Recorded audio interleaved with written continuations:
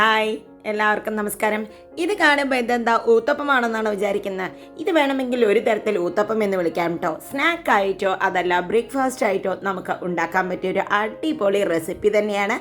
നിങ്ങളൊരിക്കലും വിചാരിക്കാൻ പറ്റാത്തൊരു സാധനം കൊണ്ടുള്ള ഊത്തപ്പാണെന്ന് കേട്ടോ.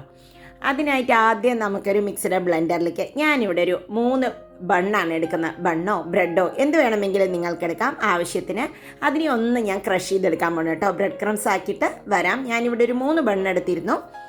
അപ്പോൾ അത് പൊടിച്ചെടുത്ത് വന്നിട്ടുണ്ട്. ജസ്റ്റ് ഒന്ന് പൊടിച്ചെടുത്തൊന്ന് മാത്രം, വെള്ളമൊന്നും ഇപ്പോൾ ചേർത്തിട്ടില്ല കേട്ടോ. ഇനി അതിനെ ഒരു പാത്രത്തിലേക്ക് നമുക്ക് മാറ്റിയതിന് ശേഷം ഇനി അതിലേക്ക് ഒരു 1/2 കപ്പ് അരിപ്പൊടിയാണ് ഇട്ട് കൊടുക്കുന്നത്. നോർമൽ അരിപ്പൊടി എന്ന് പറയുന്നത് കിട്ടുന്നതാണ് ഇട്ട് കൊടുത്തിരിക്കുന്നത്. 2 ടേബിൾ സ്പൂൺ തൈരും കൂടി ഇട്ട് കൊടുക്കാം. ഒരുപാട് പുളിയുള്ള തൈരല്ല ഇവിടെ കിട്ടുന്നത്. അപ്പോൾ പുളി ഉണ്ടെങ്കിൽ ഇത്ര വേണ്ട കേട്ടോ. കുറച്ച് ഉപ്പും കൂടി ഇട്ട് കൊടുത്ത് ആവശ്യത്തിന് വെള്ളം ഒഴിച്ച് നമുക്കിതിനെ ഒരു മാവിൻ്റെ പരുവത്തിലാക്കാം. ഒരുപാട് തിന്നോ അല്ല ഒരുപാട് തിക്കോ അല്ല എന്നുള്ള രീതിയിലാണ് ഞാൻ ഇപ്പം മാവ് ഉണ്ടാക്കുന്നത്. കുറച്ചായിട്ട് വെള്ളം ഒഴിച്ച് കൊടുക്കുക. ഇതിൽ കുറച്ച് ഒരു 1/2 കപ്പ് വെള്ളം ഒഴിക്കുമ്പോഴേക്കും തന്നെ ഇത് നല്ലവണ്ണം ഒരു മാവിൻ്റെ പരുവത്തിലായി കിട്ടും കേട്ടോ.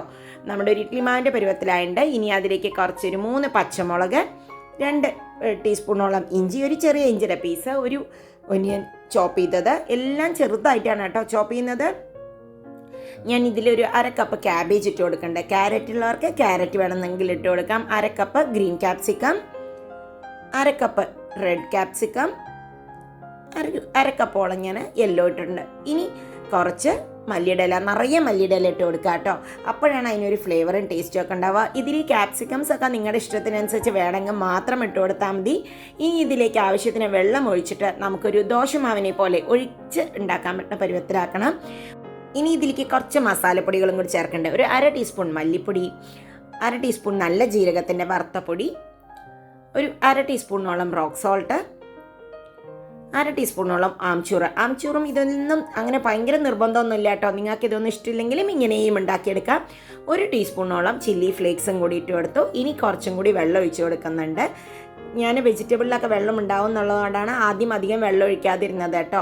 നമുക്കിതൊരു ദോശ പോലെ വേണമെങ്കിൽ നിങ്ങൾക്ക് കുറച്ച് ദോശ പോലെ ആയിട്ടും പരത്തിയെടുക്കാം. ഇതിപ്പോൾ ഞാനൊരു ഊത്തപ്പത്തിൻ്റെ പോലെയാണ് പരത്തിയെടുക്കുന്നത്. അപ്പോൾ അതിനായിട്ട് ആദ്യം ഞാനൊരു പാൻ വെച്ചിട്ട് കുറച്ച് എണ്ണ ഒഴിച്ചിട്ടുണ്ട്. നെയ്യ് വേണമെന്നുള്ളവർക്ക് അതിടാം. കുറച്ചൊരു 1/2 ടീസ്പൂണോളം നല്ല ജീരകത്തിനെയും കൂടി അതിൻ്റെ കൂടെ പൊട്ടിച്ചിടുന്നുണ്ട്. ഒരു 1/2 ടീസ്പൂണോളം എള്ളും കൂടി ഇട്ട് കൊടുക്കാം. ഇത് കടിക്കാൻ നല്ല ടേസ്റ്റാണ് കേട്ടോ. ഇത് രണ്ടും ഒന്ന് നന്നായി ചൂടായി വരുന്നുണ്ട്. ചൂടായി വന്നപ്പോൾ അതിലേക്ക് നമുക്ക് മാവ് ഒഴിച്ച് കൊടുക്കാം കേട്ടോ. ഞാൻ കണ്ടു അധികം ഒരുപാട് മാവ് ഒഴിച്ചിട്ടില്ല. ഒരുപാട് മാവ് ഒഴിച്ച് കഴിഞ്ഞാൽ ഉള്ളു വേവാൻ കുറച്ച് ടൈം എടുക്കും നമുക്ക്. അതുകൊണ്ട് തന്നെ നിങ്ങൾക്ക് പാകത്തിനുള്ള തിക്നെസ്സിൽ ഉണ്ടാക്കിയെടുക്കുന്നതായിരിക്കും നല്ലത് കേട്ടോ. ഇത് വേണമെങ്കിൽ നമുക്ക് അപ്പക്കാരയിൽ ഒഴിച്ചിട്ട് പനിയാരം പോലെയും വേണമെങ്കിൽ ഉണ്ടാക്കിയെടുക്കാം. അതിന് മുകളിലേക്ക് കുറച്ച് നമുക്ക് എണ്ണ അതുമാതിരി അങ്ങോട്ട് ഒഴിച്ച് കൊടുത്ത് ഇനി ഇതിൻ്റെ മുകളിലൊന്ന് അടച്ച് വെക്കാം കേട്ടോ. ഒരു 2-3 മിനിറ്റ്, ഒരു 5 മിനിറ്റോളം അടച്ച് വെച്ചു. ഇനി ഇതിപ്പോൾ ആയിട്ടുണ്ട്. ഞാനിത് മറിച്ചിടാൻ പോവാണ്. ഉള്ളിൽ കുക്കാവാൻ വേണ്ടിയിട്ട് ഞാനൊന്ന് ലോ ആയിട്ടാണ് വെച്ചത് കേട്ടോ.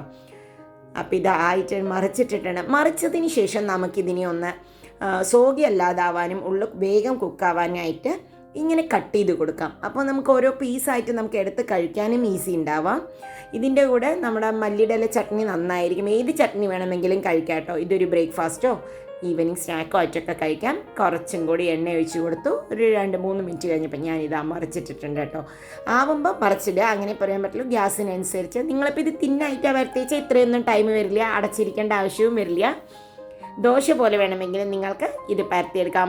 പനിയാരമായിട്ടും ചെയ്തെടുക്കാം ഈ ഒരു മാവുണ്ടെങ്കിൽ. അപ്പോൾ ഇതാ ആയിട്ടുണ്ട്. നമുക്കിത് വാങ്ങിയെടുക്കാം. അങ്ങനെ ബ്രെഡ് കൊണ്ടുള്ളൊരു അടിപൊളി ഊത്തപ്പം എന്നോ നിങ്ങൾക്കൊരു ബ്രേക്ക്ഫാസ്റ്റ് ആയിട്ടോ സ്നാക്കായിട്ടോ ഉണ്ടാക്കാൻ പറ്റിയൊരു ഐറ്റമാണ്. ഞാനിതിന്നൊരു പീസ് എടുത്ത് കഴിച്ചു നോക്കിയിട്ടോ. ഫുള്ളി ലോഡഡ് വെജിറ്റബിൾ ഉള്ള ഒരു അടിപൊളി ഐറ്റം, ഇൻസ്റ്റൻറ്റ് റെസിപ്പി. അപ്പോൾ എല്ലാവരും ട്രൈ ചെയ്ത് നോക്കൂട്ടോ.